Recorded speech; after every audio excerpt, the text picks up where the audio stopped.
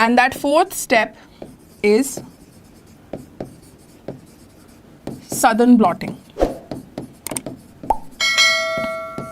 Right now ये blotting हम क्यों परफॉर्म करें, क्योंकि जब आप जेल की बात करते हो वो बहुत ही पोरस स्ट्रक्चर है प्लस बहुत ही फ्रेजाइल स्ट्रक्चर है, ठीक है। तो उस पर हम कोई भी technique like for example if we talk about the X ray filming और एनी सच थिंग, हम उस पर परफॉर्म नहीं कर सकते। वो क्या करेगा, जो जेल को है वो पूरी तरीके से ब्रेकअप कर देता है। So that is why we need a sturdy base जिसके ऊपर डीएनए का एनालिसिस किया जा सके।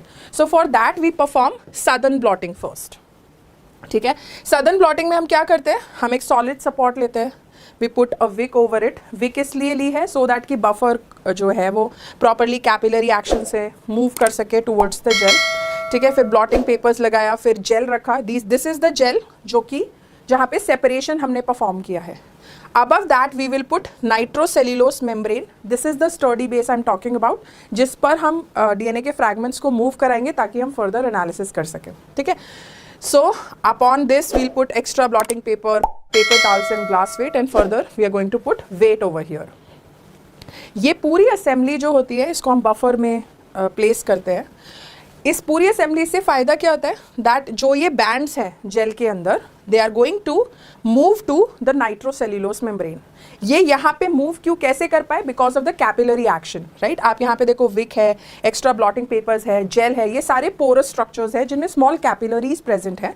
उस कैपिलरी एक्शन और वेट हमने इतना ज़्यादा पुट किया तो उस कैपिलरी एक्शन में क्या हुआ है, सक्शन की वजह से ये जितने डीएनए फ्रैगमेंट्स हैं वो नाइट्रोसेल्यूलोस मेम्ब्रेन में चले जाएंगे। नाउ अब ये नाइट्रोसेल्यूलोस मेम्ब्रेन में चले तो गए, but then how exactly they are going to sustain there, वहाँ पे रुकेंगे कैसे। फॉर दैट जो बफर के आयंस होते हैं they'll provide the ion exchange. So basically होता क्या है कि बफर के आयंस अलाउ करते हैं कि नाइट्रोसेल्यूलोस मेम्ब्रेन और इस डीएनए के बीच में सर्टेन इंटरैक्शंस हो पाए जिसकी वजह से वो नाइट्रोसेल्यूलोस मेम्ब्रेन के साथ डीएनए के जो बैंड्स हैं वो स्टिक हो जाए, ठीक है। तो that is why we are performing this Southern blotting technique, क्योंकि जेल पर एनालिसिस परफॉर्म नहीं कर सकते थे। That is why we have transferred this entire DNA fragments to a more sturdy base which is nitrocellulose membrane.